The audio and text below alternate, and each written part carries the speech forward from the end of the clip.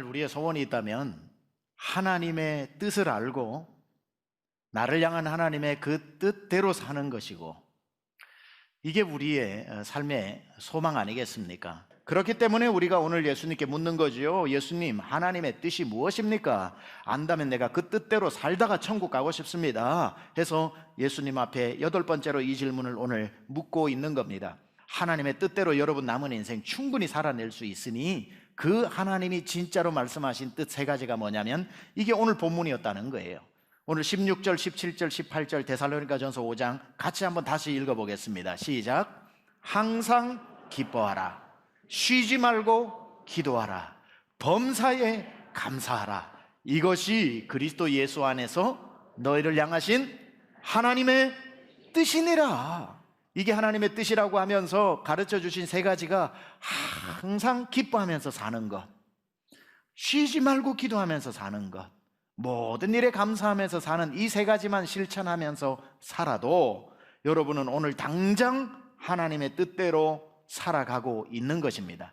그래서 하나하나 좀 살펴보려고 하는데요. 하나님의 뜻대로 사는 삶은 어떤 삶인가? 첫째, 항상 기뻐하며 사는 것이다. 여러분 항상 기뻐하시기를 축원합니다. 여러분이 기쁘게 사는 모습이 하나님의 뜻대로 사는 모습이고, 하나님은 그 모습을 여러분을 통해 보고 싶어 하십니다. 자, 여기서 문제가 있죠. 항상 기쁘게 살기가 쉽다, 어렵다?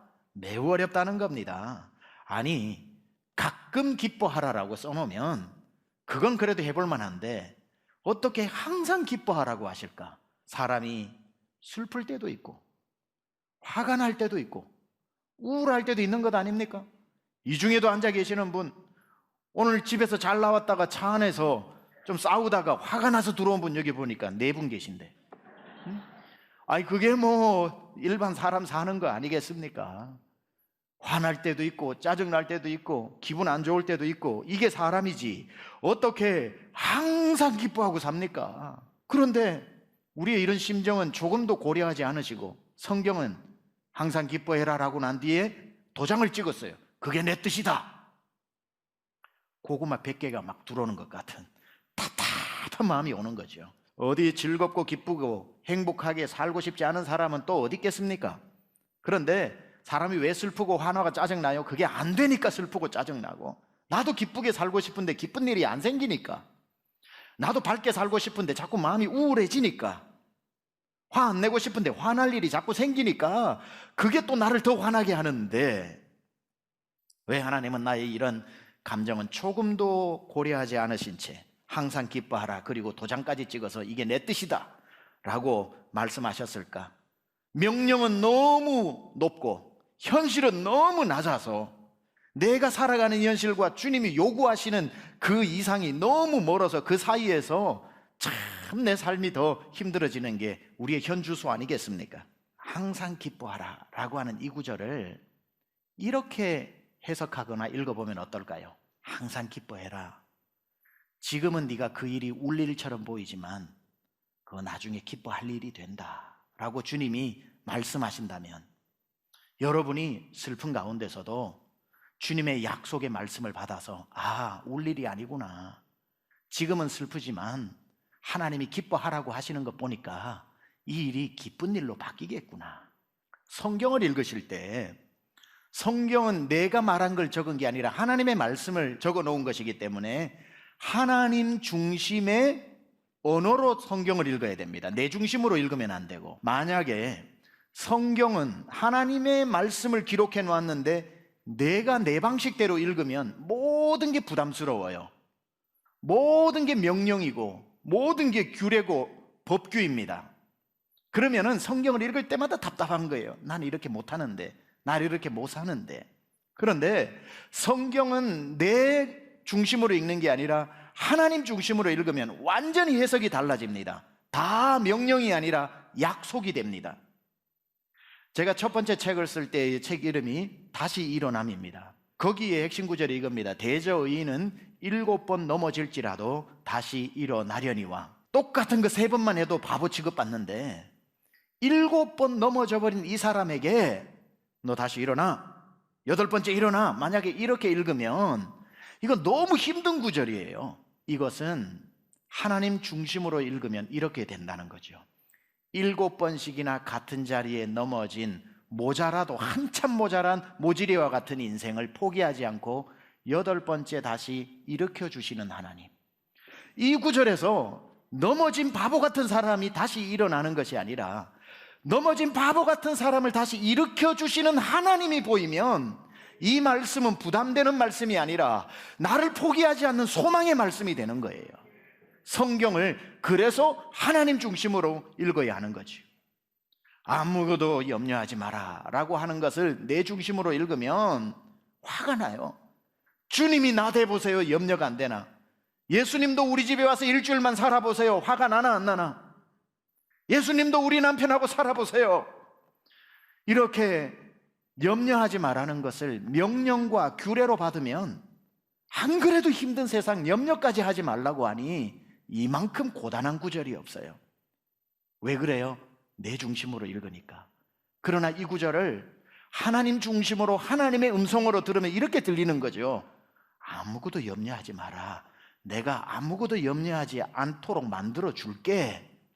주님이 그 말씀을 하실 때는 아무것도 염려하지 않아도 될 일이니까 염려하지 마라고 말씀하시는 것 아니겠습니까? 그러니 이 말씀을 하나님 중심으로 읽으면 아무것도 염려하지 마라? 어떻게 그렇게 살 수 있어? 라고 하다가 근데 주님이 아무것도 염려하지 말라고 했으면 염려 안 해도 되는 건가 보다.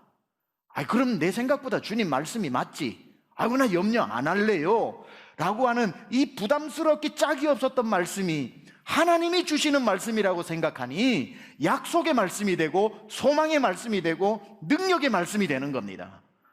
주님이 아무것도 염려하지 말라고 했으면 염려 안 해도 되는 거구나 하고 힘이 생기고 소망이 생기는 줄 믿습니다.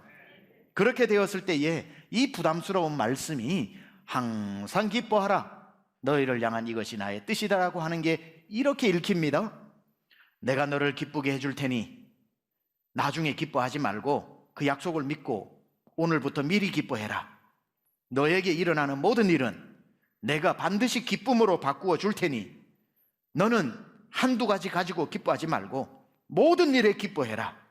네가 지금 겪는 그 모든 환경이 내 뜻을 이루어가는 과정이다. 내가 너를 통해 작정한 것을 반드시 이룰 것이다.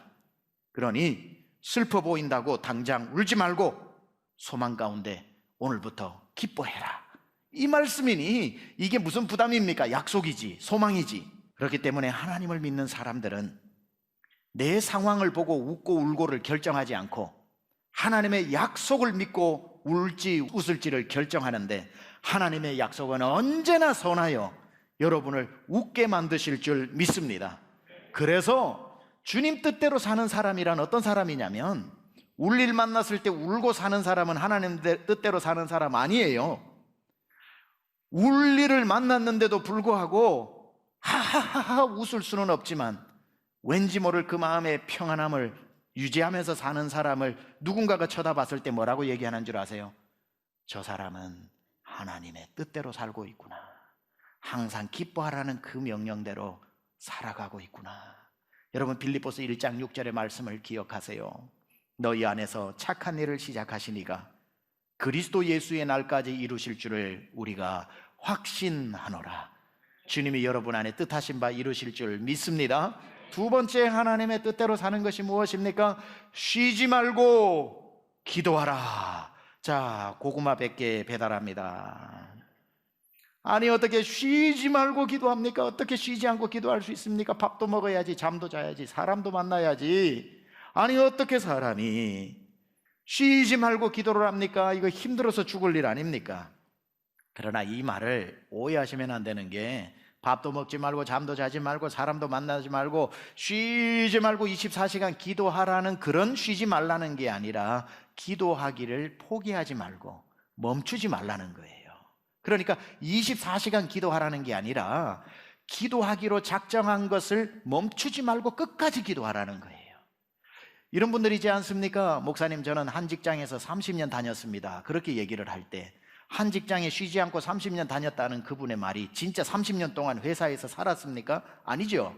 집에 퇴근도 하고 휴가도 가고 밥도 먹고 잠도 잤지만 그분이 쉬지 않고 30년 다녔다는 것은 멈추지 않고 한 직장을 계속 다녔다는 것 아닙니까?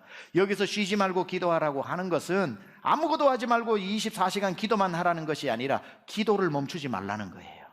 계속 기도의 사람이 되어서 항상 모든 일에 기도하라는 것이지요.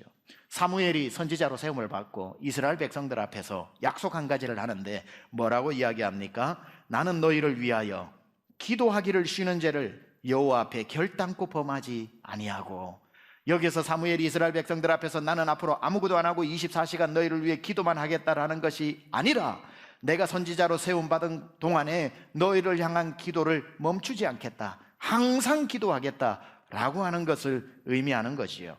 기도는 평생 단 하루도 성경에 너는 3년 동안 충분히 기도했으니까 3년 동안 기도를 쉬어라 라고 하는 기도의 안식월, 안식일, 안식년이 없다는 겁니다. 그래서 안식일에도, 구약의 안식일에도 모든 일들은 백성들이 다 멈춰야 되지만 안식일에는 기도는 멈추지 않았던 거죠. 아니, 안식일에 오히려 더 모여서 하나님 앞에 기도를 했던 것이지요. 그래서 이스라엘은 역사 속에 단 하루도 기도가 멈춘 날이 없었다는 것입니다. 저도 여러분의 삶에 모든 것은 몸이 아프면 쉬기도 하고 여유도 가지시지만 여러분의 삶에 기도는 단 하루도 쉬지 않으시기를 축원합니다. 쉬지 말고 기도하라, 이것이 너희를 향한 하나님의 뜻이다라고 할 때에 이 말을 부담으로 받을 이유가 하나도 없는 것은 이제 하나님 방식으로 해석해 보겠습니다. 쉬지 말고 기도하라는 것을 하나님 입장에서 생각하면 이렇게 들리는 거지요. 네가 쉬지 않고 기도하면 나도 쉬지 않고 너를 위해 일해 주겠다. 우리가 기도하면 하나님이 일하시는 줄 믿습니다.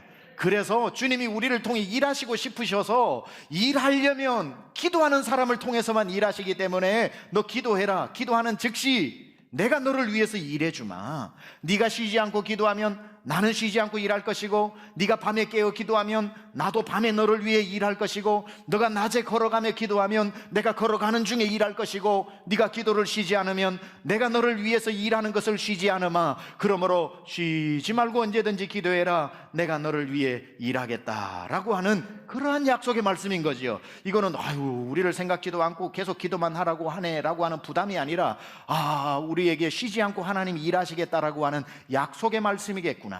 여러분, 우리가 기도하다가 좀 안 된다고 쉬고 기도하다가 멈추고 기도하다가 멈추면 어떤 일이 일어나냐면 하나님도 우리에게 역사하시다가 멈추고 하시다가 멈추고 하시다가 멈추시다가 내가 기도를 멈추어 버리면 하나님도 내 안에서 하시던 일을 멈추어 버립니다. 그래서 안 된다는 거예요.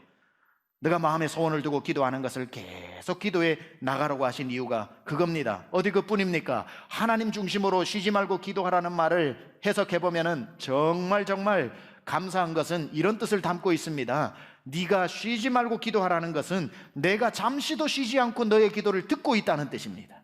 항상, 그러니까 아무 때나 기도하라. 왜죠? 아무 때나 들어주마. 그래서 하나님의 기도는 예약제가 아닙니다.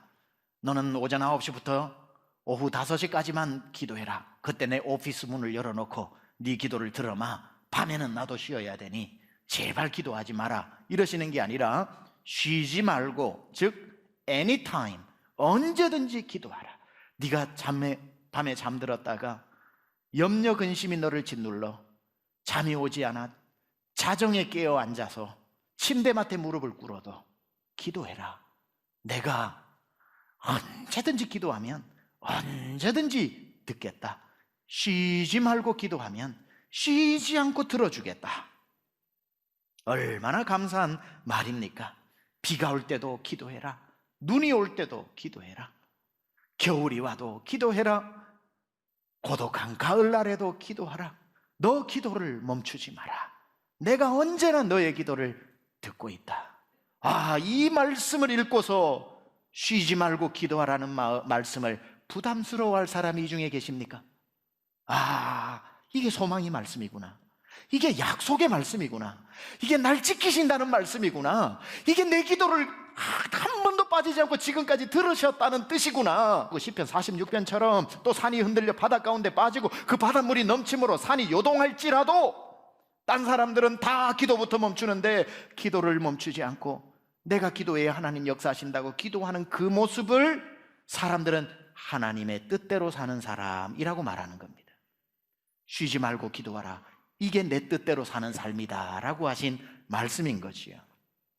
세 번째, 하나님의 뜻대로 사는 것은 무엇인가? 범사에 감사하면서 사는 것이 하나님의 뜻입니다. 앞에 제가 두 번이나 연거푸 여러분에게 설명해 주고 나니 이 말씀이 소망의 말씀 아닙니까? 감사할 수 없는 중에도 감사해야 되고, 감사할 환경이 안 되는데도 주님이 범사에 감사하라고 했을 때에 하나님 중심으로 읽으니 뭐가 떠올라요? 그럼 그렇지, 이것도 하나님이 감사로 바꾸시겠구나. 내가 볼 때는 감사할 일이 없을 것만 같은데 나보다 나를 더 잘 아시는 하나님이 미리 앞서 보시고는 나에게 주시는 말씀이 아니야, 그거 감사해야 되는 일이야 라고 말씀하시는 걸 보니 이거 감사해도 되는 거구나 라고 생각을 해서 하나님의 약속의 말씀을 믿음으로 말미암아 믿음의 고백으로 나는 감사합니다라고 선포할 수 있는 겁니다. 왜냐하면 하나님이 이루시기 때문에. 그래서 미리 모든 걸 아시는 하나님이 우리 보고 감사하라고 말씀하실 때는 우리 감 잡아야 되는 거 아닙니까? 다 아시는 하나님이 나보고 오늘 너 슬프지? 그 힘든 일 맞아, 근데 감사해, 범사에 감사해, 모든 일에 감사해라고 하실 때는 나는 미래를 못 봤지만 미래도 오늘처럼 보시고 과거도 오늘처럼 보시는 어제나 오늘이나 내일이나 동일하신 하나님이 감사하라고 말씀하실 때는 감사해도 되는 줄 믿습니다. 이게 바로 하나님의 뜻대로 감사할 수 없는 중에도 약속의 말씀을 가슴에 품고 감사하면서 사는 사람을 볼 때 우리는 하나님의 뜻대로 사는 사람이라고 말하는 거지요. 하나님은 뜻없이 부르시는 분이 없고 부르신 사람 속에 뜻을 안 넣어둔 사람이 없습니다. 이건 제 말이 아니라 로마서 8장 28절인데요 같이 한번 읽어볼까요? 시작. 우리가 알거니와 하나님을 사랑하는 자 곧 그 뜻대로 부르심을 입은 자들에게는 모든 것이 합력해서 선을 이룬다고 합니다. 그 뜻대로 부르신 자들 속에 이루시는 뜻은 모든 것이 합력되어져서 마침내 선을 이루는 해피엔딩으로 부르신다는 사실입니다. 이것을 아니 내 안에 하나님이 소원을 두고 행하시는 뜻이 나를 잘못된 길로 인도하시는 것이 아니라 나를 선하신 길로 인도하시는 것을 알게 되었는데, 그 모든 것이 합력해서라고 하는 모든 것 안에는 기쁜 일만 어디 있겠습니까? 반가운 일만 있겠습니까? 모든 일에는 여러분이 인생을 사시다 당하는 모든 일을 다 포함하는 것이지만, 세상 사람들은 모든 일을 가지고 좋아할 일은 좋아하고 감사할 일은 감사하고 싫어할 일은 싫어하지만 그리스도인들에게는 모든 일 속에서 그 뜻대로 선하신 대로 이끄시기 때문에 감사가 저절로 나오게 되는 것입니다. 제가 이걸 여러분 위로하려고 드리는 말씀이 아니라 기록된 말씀으로 선포하니 하나님의 말씀으로 받으시기를 축원합니다. 자, 여기에 우리가 하나를 생각해야 될 게 있습니다. 모든 것 속에 지금 여러분이 계시거든요. 선하신 뜻까지 아직 못 가서 우리는 모든 것 가운데 여러분이 이해되지 않아서 참 힘들어하지만 그것이 점점 모든 것이 합력해서 선을 이루는 곳으로 가는, 거기까지 가는 동안 여러분이 하셔야 될 게 하나 있습니다. 그게 뭐냐면 약속 믿고 기다리는 것, 인내. 그래서 모든 것 중에서 예상 답안을 벗어난 일이 있으면 아닌가 보다 해서 금방 포기하지 말고 참아야 되고, 반드시 하나님은 모든 것이 합력해서 선을 이루게 하신다.